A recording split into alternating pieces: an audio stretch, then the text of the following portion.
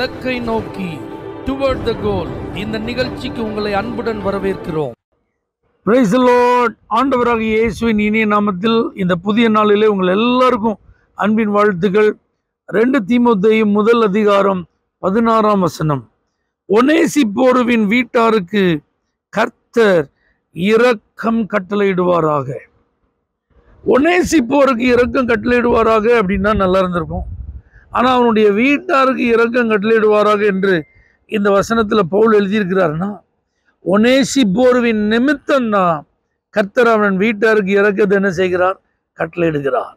அப்போ ஒனேசிப்போரு ஏதோ ஒரு விதத்தில் பவுலுக்கு ஆசீர்வாதமாக இருந்திருக்கிறார்.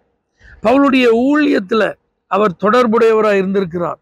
அதற்கு கீழ் வருகிற அந்த வார்த்தைகளை, அந்த வசனங்களில் நீங்கள் கவனித்து பார்த்தா, அநேகந்தரம் இந்த பவுல் இளைப்பாறுதல் அடைய இந்த ஒனேசிப்போரு உதவியாக இருந்திருக்கிறார். அது மாத்திரமல்ல, இவனுடைய விலங்கை குறித்து அவன் ஒருபோதும் வெட்கப்பட்டதே இல்லை. ரோமாபுரியில் வந்தபோது வெகு ஜாக்கிரதையாக தேடி இந்த பவுலை கண்டுபிடித்தான் என்று எழுதப்பட்டிருக்கு. அது மாத்திரமல்ல, எபேசுவில் இந்த பவுல் இருந்தபோது பவுலுக்கு பல உதவிகளை செய்தவன் இந்த ஒனேசிப்போர். தெய்வ பிள்ளைகளே, இன்னைக்கு நாம என்ன செய்யறோமோ இதை பொறுத்து தான் கர்த்தர் நம்முடைய தலைமுறைகளுக்கு, நம்முடைய குடும்பத்தாருக்கு இரக்கம் கட்டளையிட போகிறார். அப்போ ஊழியங்களிலும் ஊழியக்காரர்களோடும் நம்முடைய தொடர்பை வலுப்படுத்துவோம். இந்த பவுலோடு கூட இந்த ஒனேசிப்போர் நெருக்கமாக இருந்த காலகட்டம் சுதந்திரமாக இருப்பதற்கான வழி இல்லாத ஒரு சூழ்நிலை. ஏன்னா பவுல் ஏற்கனவே ஜெயிலில் இருக்கிறார். அப்போ பவுல் மரண தண்டனைக்காக காத்திருக்கும் ஒரு சிறை கைதி. அப்போ அவரை இந்த ஒனேசிப்போர் போய் பார்ப்பது அவ்வளவு எளிதானது அல்ல, அவ்வளவு நல்ல காரியமும் கிடையாது. பவுலோடு தொடர்புடையவர்கள் யார்? இந்த பவுல் இந்த சுவிசேஷத்தை யாருக்கெல்லாம் அவர் அறிவிக்கிறார்? இந்த இயேசு கிறிஸ்துவை குறித்ததான காரியங்கள் எப்படி பரப்பப்படுகிறது? இதெல்லாம் ரகசியமாக கண்காணித்து கொண்டிருந்த காலகட்டம். அப்போ பவுலை சந்திச்சாலே அது ஆபத்து. ஆனால் இந்த ஒனேசிப்போர் பாருங்க, அந்த ஆபத்தை பொருட்படுத்தவில்லை, வெட்கத்தை பொருட்படுத்தவில்லை.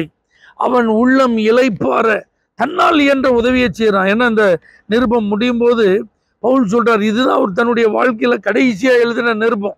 மரணத்தை எதிர்நோக்கி இருந்த பவுல் தன்னுடைய தலை துண்டிக்கப்படுவதற்கு முன்பு எழுதின கடைசி நிருபம். எல்லாரும் என்னை விட்டுட்டு போயிட்டாங்க, நான் தனியா இருக்கிறேன், கர்த்தர் ஒருத்தர் தான் எனக்கு துணையா இருக்கிறார் என்று எழுதியிருக்கிறார்.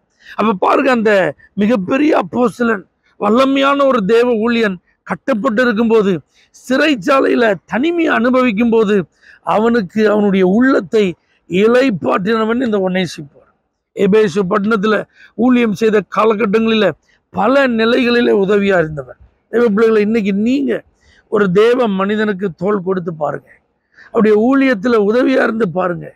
அவருக்கு என்னென்ன தேவைகள் இருக்கிறதோ அது சந்திக்கப்படுவதற்கு உங்களால் ஆன காரியங்களெல்லாம் நீங்க செய்யுங்க.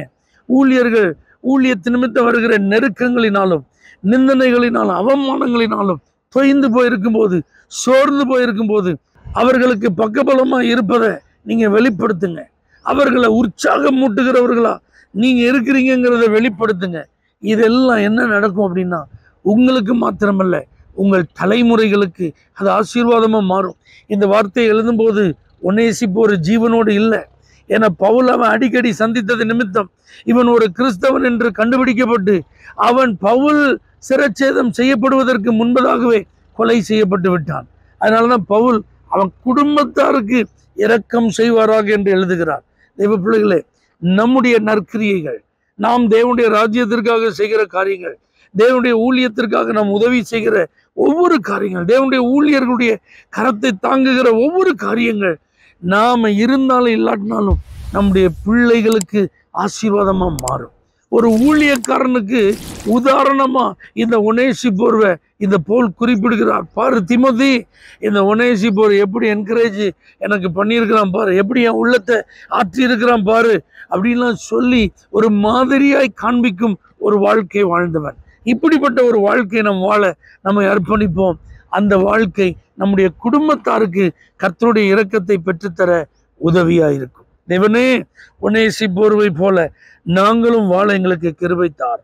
இயேசுவின் நாமத்தில் பிதாவே, ஆமென்.